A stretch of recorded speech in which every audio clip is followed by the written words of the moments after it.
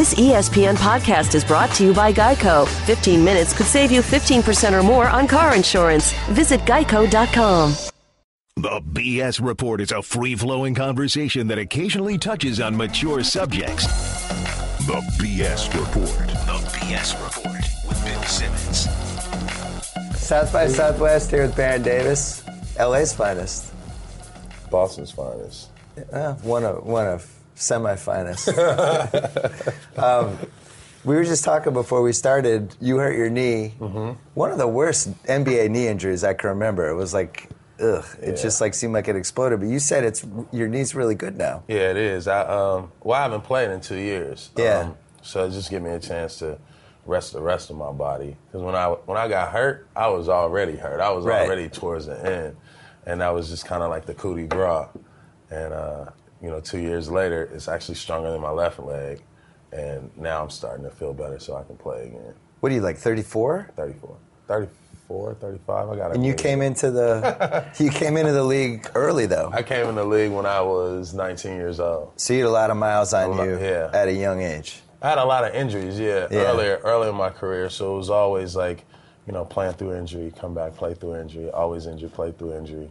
And then, I really think like that last one, it was just like, all right, it's time for me to forget everything. And start over. But now your body feels good and you're having ideas. Yeah, I'm having a lot of ideas. I mean, I just want to play. I've been playing a lot of pickup ball in L.A., been working out a lot. And I think for me, it's just a matter of just getting back on the court, whether I got to start in the D-League, whether I have to go overseas, whether I had to start on a terrible team, come off the bench for a playoff team. It don't really matter to me. I just want to, at this point, just want to play and, walk off on my own terms. The way basketball has gone was exactly your style. Yeah, it was threes and getting to the rim. That's all basketball is now, and you were doing that, I missed that 12 years ago. Yeah. You're kind of ahead of your time. You missed your era. I did. Playing against the bigger crew, the big defensive teams, they weren't allowing that to happen all the time. Right. But now it's like, now the times is a lot of pick and roll, a lot of three-point shooting, and it's not a lot of plays and people setting up, running plays. So it's a more free-flowing game, which is suitable for my game and what I've been trying to do my whole career. And it's a lot of up and down. When you were playing it, there's only a couple teams that were doing this. Everybody else was trying to slow it down, pack it in. Right. Phoenix was the one who kind of revolutionized it. Yeah. Them in Dallas. And then other than that, everybody else was just more so an ISO team that played through one or two people. But 07 Warriors were kind of dipped into that. Yeah. We were a team, I think, that brought it back, brought the speed of the game back up, especially when we upset Dallas. Yeah. I think our speed and athleticism really start to show teams that you don't really need a big power forward, that if you had some small forwards that were versatile, then you can push the tempo and win. What are you more jealous of, the Warriors' resurgence or Harden taking the beard thing to another level? Because both of those things are on your corner. Yeah, neither. Neither. I mean, did you ever think you should have grown the beard out more? No. Harden gets so much attention for this. No, man, he gets a lot of attention for his beard, but his beard is crispy though. It's nice and long, kind of like a. Could you grow it Black that long? Dracula or something. I couldn't grow mine like that. Do you feel, is that the Warriors obviously would be the team you have the most kinship with, right? Yes, absolutely. I mean, the fans, everything. That was the best time I had in my career, the best fans when I was at peace with my game, So not jealous, more so really happy because, if any fans in the NBA deserve it, it's the Warriors fans for all that they sat through. And now that they have, superstar player and Steph Curry and, a really good roster, I want to see them do well. What was the money difference with Warriors and Clippers? Because I'm sure you didn't know what you were getting into with the Clippers. I did not, but you also thought Elton was coming, right? Yeah. It was big though. I think we had just come off of the playoffs and the upset, and my contract was up for. Your contract was up the next year, right? The 08? No, it was up for extension. Right. And they didn't do it. Yeah. And then for some reason, when we won, it kind of instead of bringing the organization together, it divided the organization. In the sense of? upper management. What to do, what we should do. Who was going to do this. There were promises, and, it was just like, kind of like, it's like wrangling cats. You have the owner, the general, the GM say one thing, the team president said another thing. And for me, it was just like, all right, man, like, if I'm not going to give my true value, and I was willing to take less because we had Monte, Jack coming up, Al, I wanted to keep the team together. Yeah. And basically they offered me, like...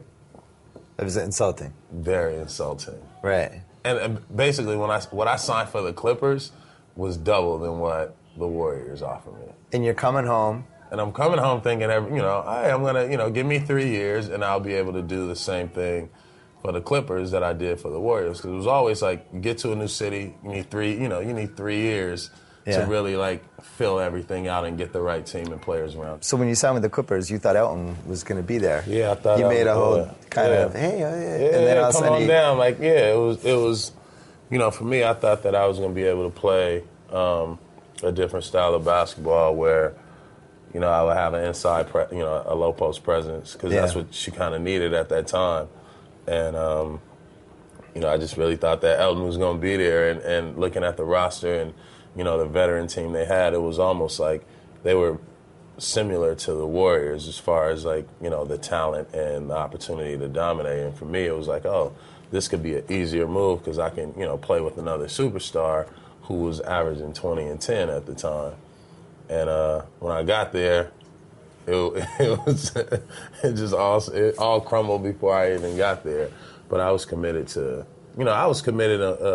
to really like, hey man, if I get 3 years here and I get the right team around me, I know I can do this. And what better place to do it than your hometown? So all my intentions were in the right place. But it seemed like it was, you went from this Warriors situation. Yeah. You had awesome fans. Yeah. Now you come to the Clippers, everybody's got like Stockholm syndrome and has no idea what's, just kind of this sad crowd. Right. You got a crazy owner. Crazy owner. Super crazy. And you have a coach who's like the most powerful guy in the NBA, who's the GM, the coach, doing all that stuff. Yeah. It was a disaster. And no Elton. Yeah, it was a disaster, man. Because I was going to those games. The first year you were locked in. Mm-hmm. You could see you starting to kind of check out. Yeah. Somewhere in the middle of the second year where it was like, oh my God, like this isn't going to get better. Yeah. Actually, I think did you feel that way, or the third year or something? Yeah, it was. Was it the third year? The first year was. I got there. I remember playing in the preseason. We beat the Lakers the first game of the preseason, and everybody was like, "Oh my gosh, like, we're gonna have a nice team." And and then I remember breaking my finger, and I came back. Yeah. Earlier, like 4 weeks earlier than what I was supposed to. And it was on my shooting hand. And from that point, it was like, oh, he's not in shape, and oh, he can't make any shots. So that whole first year was like, really like a rude awakening, because in the first 15 or 20 games of the season, we had like 10 or 15 new dudes. They pretty much trade. As soon as I got there, they traded everybody that I was supposed to play with. Right. So the whole year was just like you trying to figure out, like, damn, who's on the team, who's good, and what happened was towards the end of the season, it was just like I'd never been on a team where everyone quit. Everyone quit. The coaches, the team, everyone quit, and it was just like it was Groundhog's Day, And Dudley. You're right. That was the first year, because then that was the year that got them Blake. Yeah. Right. Yeah. And then we wound up getting the first pick in Blake Griffin. So it was like a whole, it's like, things are really about to turn around. Like, it turned out. And then we go into the next season, and we're playing well in the preseason. We're not really winning games.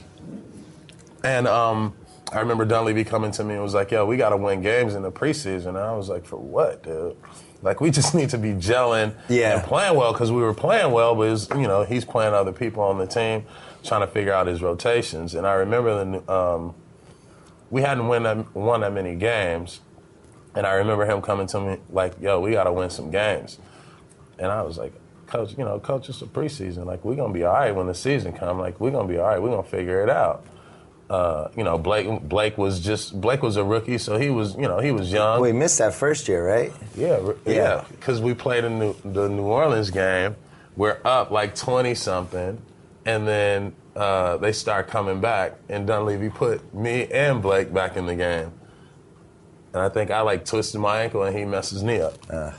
We spent a trade deadline together, which I think was Year 2009. That was the first year. No, it was 2009.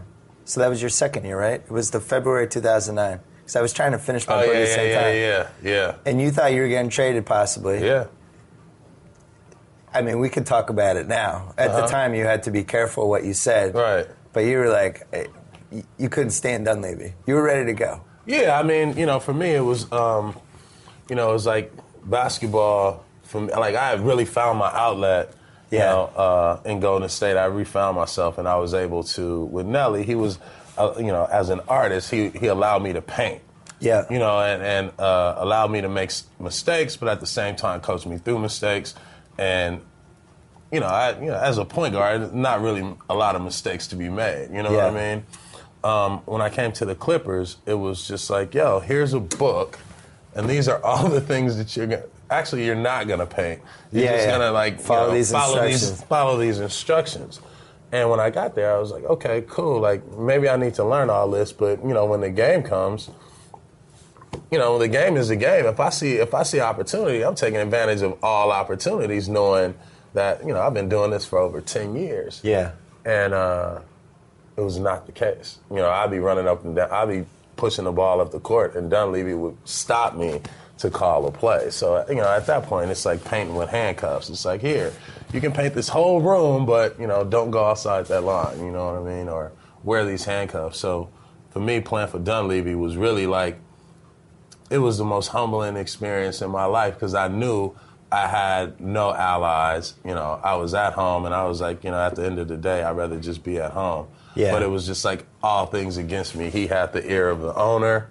You know what I mean? He was the president, the GM, and the coach, and, we weren't winning. So, what better excuse than to, stick the blame on the guy who's making the most money on the team. Right. And I think that from the owner's standpoint, he felt that he had so much disdain because he had spent so much money, but he never got a chance to, he never sat down and talked to me. It's like, I'm not sure you can have a conversation with him as a... He's such a strange guy. I'm not even sure. I told him. I said, "Hey, man." He was like, he came up to me. Sterling before one game, and he looked at me. He was like, "Man, I'm so disappointed in you." He was like, "I'm so disappointed in you." And I looked at him, and I was like, "Yeah, man, I'm disappointed in you too." I said, I'm the highest paid person in this organization, and you have yet one time to ask me a question about how I feel about this shit. Yeah.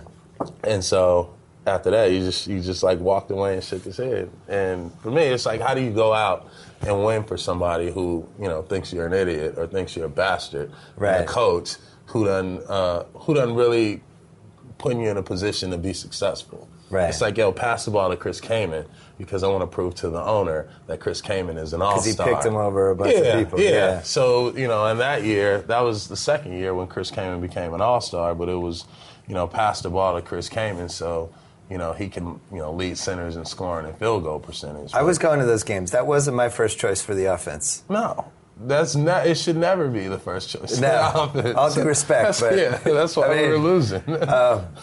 So, Sterling, you could hear him grumbling at you sometimes, right? During games? All the time. I mean, it took everything in my power, man, not to throw the ball in that man's face. Or that would have been the best moment of any season. I always said that. Just one time. I always said that. But, it was what would he say? What could you hear him say? It was, for me, I was already the bad boy, of the organization, and I was already the scapegoat. So if I would have pegged him with the ball, then I'd probably been kicked out the league or something. You could have had somebody stand by him. I was trying to do that. I was thinking about every way that I could, man. I was thinking about diving it, having somebody lose the ball, or just dribbling and try to go behind my back and throw the ball, him or his wife. It wouldn't have mattered. Get a 2-for-1. So you were waiting this whole Clippers time for some loose ball to be rolling over there, and you would take him out. Tackle him, man. Oh, that would have been great. His life. What kind of stuff was he grumbling? Just like, geez, you suck. No, you're a bastard. He would say you're a bastard? Yeah, you're a bastard. They used to call me the demon child and the heathen. Him and his wife? Yeah. To like, people that I was friends with, that they would have at like dinners and different things like that. So word would always get back to me because you know a lot of other people. We know a lot of the same people. Yeah. What else did he call me? An idiot, an MF. Like why? Just MF. Yeah, you like said that. Yeah. Why are you shooting the ball? Or like stop shooting. Like you fucking suck. Stop shooting the ball. Like, oh, for real? Okay, I'll stop shooting. Why didn't you say anything at the time? Why didn't you tell the press about it? I think that would have become a story. Because, to be honest, the way that they were running the organization was such a tight-knit thing. And Tight-knit would be a friendly way of saying it. Yeah, but think about it. They had like three people, they're all jackasses. This man has been like this for over 20 years. Yeah. So everybody in the PR department under his regime was really PR for him. Yeah. And it was a security blanket. They were afraid of him. It was a security blanket. So as soon as I step out and, say something, I'm sitting in there saying stuff like, I didn't really hold back as far as like when we were talking about how much I didn't like him or didn't like the situation. It's just like, what do you, I tell people, I was like, hey, man, like, it's hard to play for a dude like that when he's racist. You know what I mean? Like, he's like, and it's not so much that he's a racist. He's a hate everybody is. You know what I mean? Like, he hates everybody. You know? Well, what's funny is that all the stuff that happened last year when all the stuff came out, and I knew like 80% of what he was. Oh, yeah. And then people were like, well, why were you getting season tickets every year if you knew this guy was whatever? And it's like, it's weird. You compartmentalize stuff. And I'm sure you were the same way. You're taking checks from the guy, but you knew he was a bad person. Yeah, it was tough, I'm sending checks to the guy, and I knew he was a bad person. Yeah. But I just love basketball, and it was my best chance to go see the other team, so you don't think about it. And he's just sitting there courtside, and you think like, oh, there's just that guy. Draining the whole energy. I'm just not even think about that guy. Yeah. It'd be days that I walk into practice and like, having a good morning, and you see like one of the employees like bawling their eyes out, or a lady just bawling their eyes out. It's like, what's wrong? It's like, oh, he cussed me out and he called me all kind of names. I was like, man, don't pay attention. So like my leadership had to like, I was handicapped because I had to like basically like I was the one person that was not gonna stand for none of it. Yeah. And so when people saw that, it was almost like, oh, wow. Like, so they would come to me and it would become, the conversation was never about, hey, let's come in the gym and win. It was like, yo, be careful because it could be cameras around. And you know what I mean? Like, so it was like, hang around them, don't. Hang around them, don't.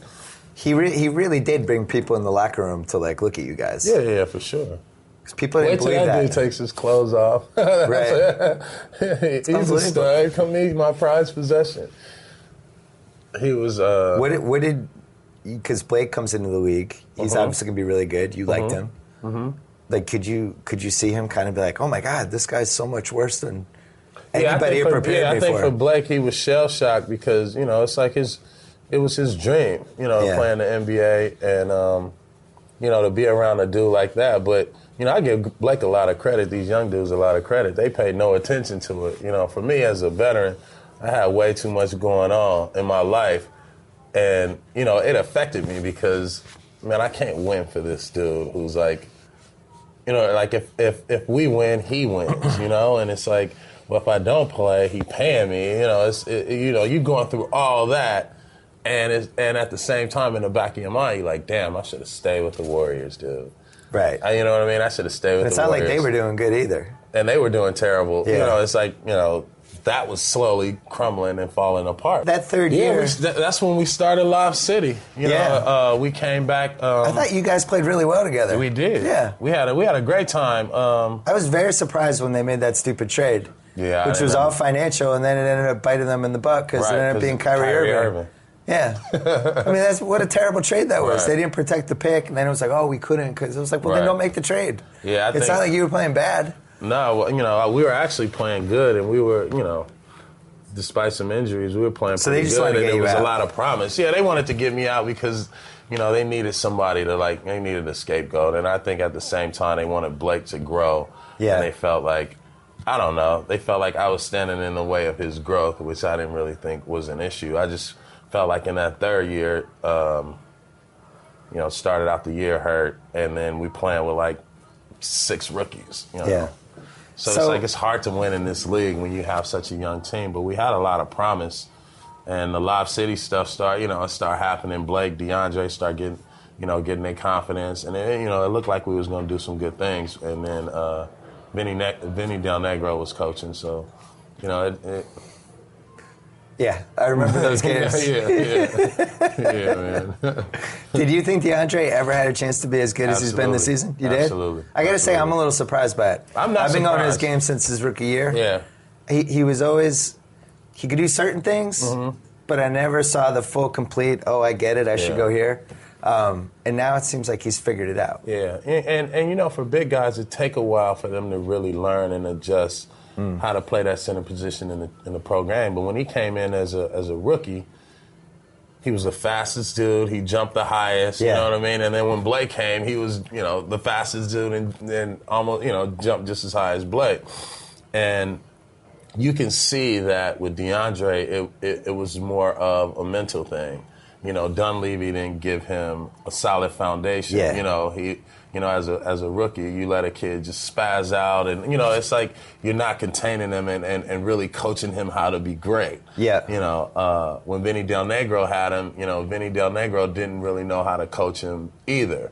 It was just like, go do this, and he didn't they would even run play him a plays lot. for him occasionally, and it's just like, to come on. to kind of pacify him, and then once Chris Paul really came into the picture, it started to make DeAndre a more respectable offensive player because his attack at the rim. But more importantly, I think DeAndre finally figured out, hanging with Marcus Camby and learning from him helped him figure out, how to become a smart defender. And his ultimate goal always was to be Defensive Player of the Year. And I think when you have a kid like that, you just mold him into that. And it's taken a lot of credit to Doc Rivers, in this whole new regime. It just shows you what a difference a great coach makes and, great leadership. That was the best thing. Doc's made a lot of mistakes as the GM, but I think the best thing he's done as the coach, when he took over the job, he just started building up DeAndre. Yeah. He's like, this guy's going to be a defensive player. Like, he just was like Bundini Brown, Ali with him. Yeah. And I think he needed that as a player. He needed that, wholeheartedly. There was no one that in the organization that he could really connect to that could really show him how to, one, be a professional, and two, what it meant to really be on that level. He's like, my big three, DeAndre. Yeah. It's like, and nobody was ever saying that about when him. Doc put him in the big three, that's exactly what he needed, was some responsibility. And I think for him, he finally felt like he earned the responsibility. So when you see him take the court now, that's all confidence. Right. That's all confidence. What's the worst thing about going back home when you're an NBA player? Tickets. Tickets and trying to see everybody, and People constantly, hey man. It's just somehow, some way, somebody's gonna spring an extra 4 on you. You know what I mean? And you're like, damn, dude, I have to get this person 4 tickets. Yeah, I love this guy. Yeah. This person took me to school every day. If it wasn't, it's the guilt factor when you go back home. So, it's Would you recommend it or would you not recommend it? I don't recommend it. Yeah. Because this is like a Durant. If they love you, they should pay for a ticket. That's how I feel. Well, Durant, I think, is going to be in this situation in a year, and from everybody, the track record seems to be it's not that great to go home. It's actually better to be away from home. It's better to be away. Have a buffer. Yeah, because you can actually it's your job. So when you home, a lot of times your friends, they don't realize that basketball is a job. So they it's just like you're preparing to play, and they're badgering. And when you home, you running into people. You go to the grocery store, you run into your old high school teammate. You go to the restaurant, you run into their parents. It's like. You walk in the streets, you run into your old doctor when you were a kid. It's just, you never really get a break. That's why I like playing in Golden State, because it was just it was a home for me, and I can move around and the people were great, but I was only an hour away from LA. What part of LA did you grow up in? I forget. South Central. And you did the documentary about the gangs. Crips and Bloods Made in America. It was excellent. Thank you, you kind of always stayed connected with that part of LA, which I don't think a lot of people do once they kind of graduate from that. Yeah, that's true. But my story always, like, those are my roots, Even going to Crossroads, it was, when I was at Crossroads in 7th, 8th grade, if there was a semi-formal or a formal, I was always trying to bring a couple of my homeboys for the simple fact that, if I was seeing this, they needed to see this, and certain ones needed to see it to know that, we not boxed into this area, you know what I mean? So once I turned pro, my mission was to always go back to the neighborhood and do something for a kid like me, like find the next BD or, help, someone like my sister, And so for me, just being a part of that community and never forgetting that is something that, I want to stay involved in. I think the Hollywood thing is great and being on this side of town with all the corporate, but, for me, it's like I want to be a bridge from the inner city to the suburbs. And, I think both kids need each other to see both perspectives in life. A lot of NBA players from LA now, like Magic and Jalen think Michigan would kick anybody else's butt. They're crazy.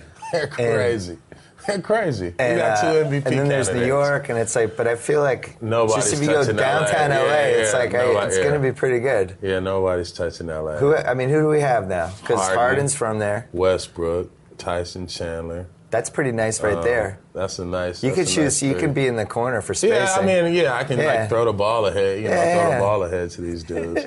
You got Amir Johnson, DeMar DeRozan. Amir Johnson, dirty work. Yeah. DeMar DeRozan coming off the bench. Yeah, we got some. Is Brandon Jennings? Yeah, Brandon Jennings got a good point guard. Drew Holiday. Oh yeah, you get all the holidays. Yeah.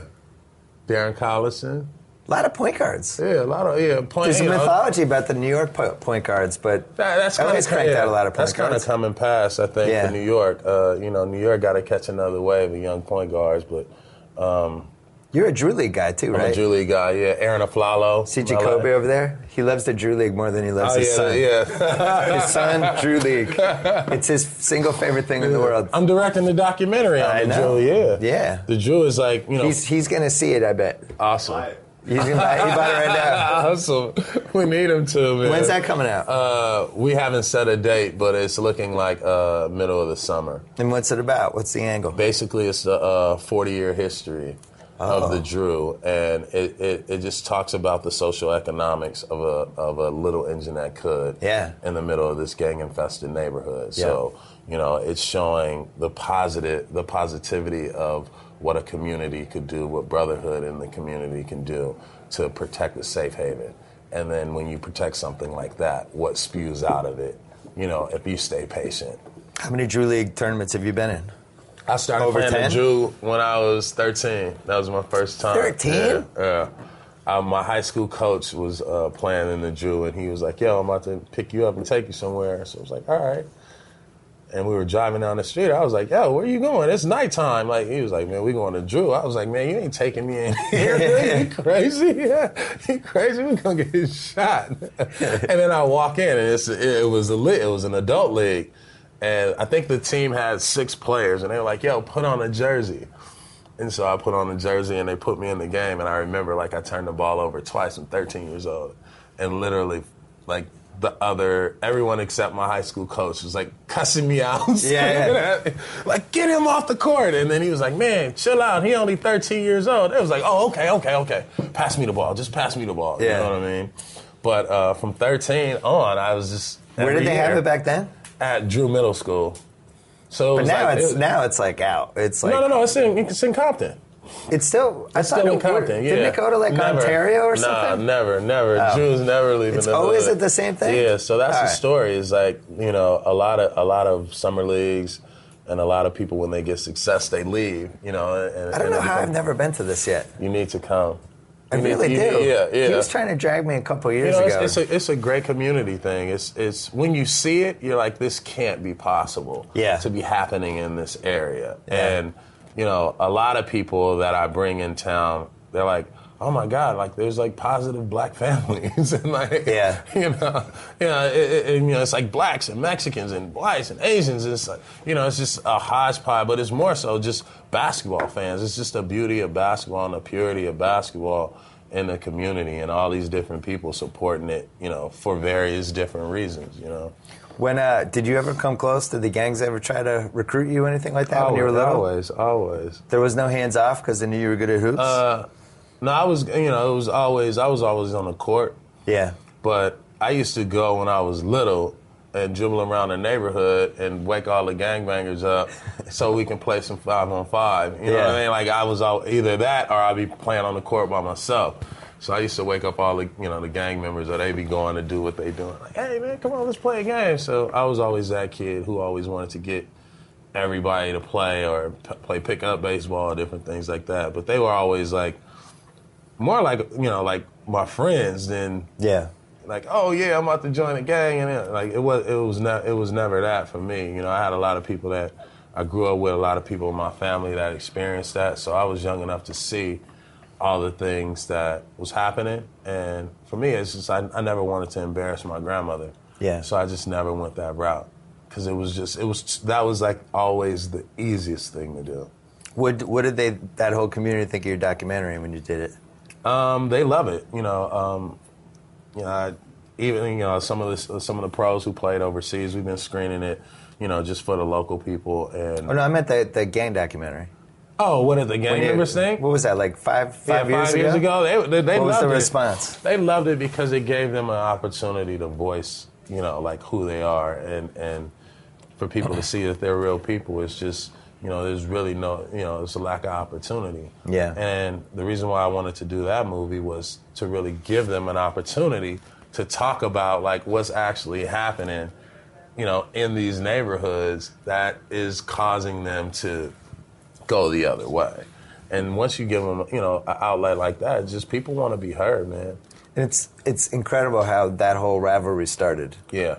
It was like over, I don't remember, but you did it in the documentary, but it was like some fairly innocent thing. And then it snowballed and turned into something completely different than what it was. Yeah, it was just, it was just like it was a divide. It was like a stupid divide. Maybe needed a catalyst. Yeah. And that's what it was. Once the city got broken up like that and everybody went off into their own pockets, and it was hard to like bring everything back together. Do you think it's better now than it was 20 years ago? I think it's fixable now. Yeah. I think it's fixable more so than it was 20 years ago. Because, a lot of these kids through social media and, just through media, digital media, are allowed to venture outside of their world and have access. Right. See, there's a bigger world out there than just where they are. Yeah, 20 years ago when I was growing up in it, like you had to literally have a car and go somewhere and have an experience to enlighten you to be like, yo, I can make it out, and have multiple opportunities to do that. Now it's like, it's handheld. So, you can be anyone you want or have access to people that you admire. Doesn't it help that so many guys have now come out of that neighborhood and done something? Yeah. I mean, like you got Harden and Westbrook are two of the 3 MVP candidates right now, came out of that part of LA, It's it's inspiring for the youth. And for the community to know, like, if we keep these kids off the street and keep them active, there are opportunities for success, a lot of success stories, and for those success stories to come back and to create more and more opportunities. I mean, that was my whole goal when I wanted to walk away from the game. It was like, okay, Hall of Fame, NBA championship, multiple All-Stars, but most importantly, it was like, I need to open this up for LA because it's a lot of kids that if they watch me, they know where I come from. They know, they kind of know what I represent. Then, they can see a successful side of things and just, continue to like have camps and support these kids, the next generation, so it can take LA to a whole different place. Let's go speed round. Best player you ever played against? Michael Jordan. Michael Jordan, was that Bulls? Michael Jordan or Michael Wizards? Jordan, Washington. Come on, he couldn't have been the best. Who was the best you were on the highest level you're on the court with? I would probably say Kobe and Tim Duncan. Why doesn't Tim Duncan get more credit in that rivalry? I don't know, dude. I don't know. I don't know. He's phenomenal. You would have thought 5 rings would have maybe helped his cause. To me, he's in my top 5 for sure. Who else in the top 5? Larry Bird, Kareem Abdul-Jabbar. Smart. Michael Jordan. Tim Duncan. Yeah, Tim Duncan. Kobe? And then either Kobe, Magic, or LeBron. Take your pick. Interesting. Kobe, Magic, or LeBron? LeBron or Magic, really. I mean, you got Mike at the 2. Best point guard you ever played against? The best point guard I ever played against was, damn, dude. Gary Payton, Jason Kidd, John Stockton. You can't list dudes. Pick one. Give me There the is best no one. best. There had to have been one dude where you were like, oh, crap, this guy. I hate going against this guy. Because, like, Nash said it was you for him. He hated playing you because it was like playing, he said it felt like trying to tackle a running back. You just abuse his Nash body. is up there. And he would feel sore the next day. I would probably say the only person that I was really like super, super nervous about playing was John Stockton. Really? Yeah. Because he was dirty? Because he'd kick my ass, dude. Because he would just kick your ass. Like, you look, anytime that you take your eye off the ball or your eye off the play, you are screwed. Right. Seriously, like, screwed. If you're dribbling the ball and you look to call a play, the ball was gone. If you pass the ball and you're not paying attention, he'll steal the pass. Like, right. he was like really, really annoying to play. But he was so good. Like, I couldn't understand like how I couldn't keep him below. Like, he would get below the free throw line. He made the game so easy. That's why I thought that, he was great, because he made the game so easy. Gary Payton and Jason Kidd, they were more my size. Yeah. So it was more of a battle. They were older, stronger, more wiser. That's Oakland versus LA, too. Yeah. It's a nice little secret rivalry. Yeah. Best teammate you ever had? Best teammate I've ever had. I should say favorite teammate you've ever had. My favorite teammate would probably be Monte Ellis. Really? Yeah. I'm shocked by that one. Yeah. I've heard conflicting reports about him. Nah, he's a great kid, man. Yeah? He's a great kid. He came in, out of high school, and so for me, he was like my little brother. Yeah. And, you guys were great together. Yeah. And very similar to the way that I grew up. Yeah. He grew up, so we used to share a lot of those experiences. What was he like, Memphis or somewhere? Mississippi. Mississippi, that's what it was. Yeah, Mississippi Bullet. Yeah. And we used to share a lot of things, but people didn't understand. Like, he had such a bad rap because of, like, what people looked and saw, Yeah. And what I looked and saw, I was like, man, this dude is just a kid. Like, he don't really know anything. He's trying to be a lot of different things, and I think a lot of people get caught up in that, but he always knew who he was. So at the core of it all, like, he reverted back to his true essence, and that's why I respect him so much. And he's just like a kid with, like, he got the biggest heart. It's not fake. It's, he's a family man. He's just a real good dude, man. He's been through a lot. And he has a lot of wisdom. And, he's just someone that I learned from. So I would probably say, like, he was my favorite teammate. Who's the funniest teammate you ever had? The funniest teammate, I would have to say either Steven Jackson. you played, I forgot you played with Captain Jack. Yeah, Steven Jackson. Eldon Campbell. Wait, hold on. Just stop. Give me your best Steven Jackson story. My best Steven Jackson story. And then I'll give you mine. I give you my best Steven Jackson story. I guess him and Nelly got into it. What? Yeah, they were like... I thought that happened like once a week. Yeah, it was like once a week. I mean, with Nelly, he would pick on everybody. Yeah. He just liked to get under your skin. So I guess he... I forgot what it was. It was just like, Jack, it was just like, Jack, you hogging the ball. You run into the wing all the time. I need you to run to the corner. Yeah. And Jack was like, what? Like, Nelly, I'm averaging 20 points. What are you talking about? He was like, yeah, but you kind of like, disrupting the offense. Everybody was like, all right, Nelly, whatever. We play Washington, and he ran to the corner for the first half of the game every time down the court. We were getting our ass kicked. And I was like, yo, Jack, come on.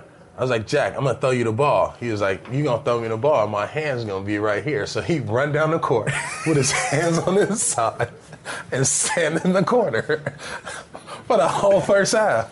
So I was like, yo, at halftime, I'm like, Jack, man, it ain't about coach. You know what I mean? It's just about, like, it's about us, the team. We love you, man. Like, come on, Jack. Like, I need you. Then he goes out in the second half and have like 26, 28 points.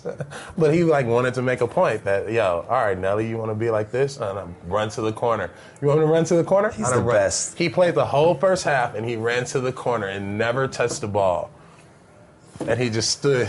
He stood in the corner like. We had this guy Jonathan Abrams working on an oral history of the Artest Melee. He's one of our best feature writers, and he really wanted to talk to Jackson, and we were nervous about it because like, how are we going to get time with him? We put in the thing, and the lady's like, I don't know, but just show up for the game, and maybe he'll talk. He shows up for the game, and Jackson is like, I've been waiting to talk about this for 8 years. He pulls him to the shower, talks to him for an hour. He's been dying for anybody to ask him about it. He's just been sitting there with all these stories. He has no filter, I love man. that guy. He's What's so he doing great. now? He's rapping and, doing some business Where's he living? stuff. Houston and Atlanta. Yeah. He's good, though. He's a good dude, Where are you based now? L.A. I'd love to do a 3-man something with you and Captain Jack. Let's do it. To do like some sort of NBA awards for. Is he following the NBA stuff? Yeah. I feel like he has a whole TV destiny that he's not realizing. I keep telling him that. I told him we should be producing his reality TV show. Yeah, I don't think anybody was like, I've had enough Steven Jackson in my life. I don't need a little bit more. I would sign up for 5 more years right now. I would sign up for 5 seasons of the Steven Jackson show for sure. That team, that Warriors team, was way up there in the character scale. Yeah, it really was.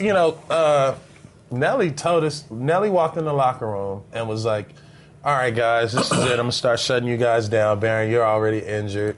Yeah. I'm just gonna start playing these young guys. Like, this season is over. Like, we'll reconvene next year. It was good to have these new guys. We know what type of talent we have. Yeah. We'll just get ready for the next year." And when he walked out the room, I was like, dude, no, like, who cares? Like, whatever happens, like, we have nothing to lose at this point, guys. We have all the talent in the world. You got Jason Richardson, who can score 40 at any moment. You got Al Harrington, who can score 40 at any moment. You got Monte and Jack, who scored 30 at any moment. I was like, dude, we should be trying to average like 150 points. Yeah. And then we went out and made that run. We won like 20-something out of 25 games or something like that. How long did you know Pierce for? I've been knowing Paul since I was 10 years old. 10 years old.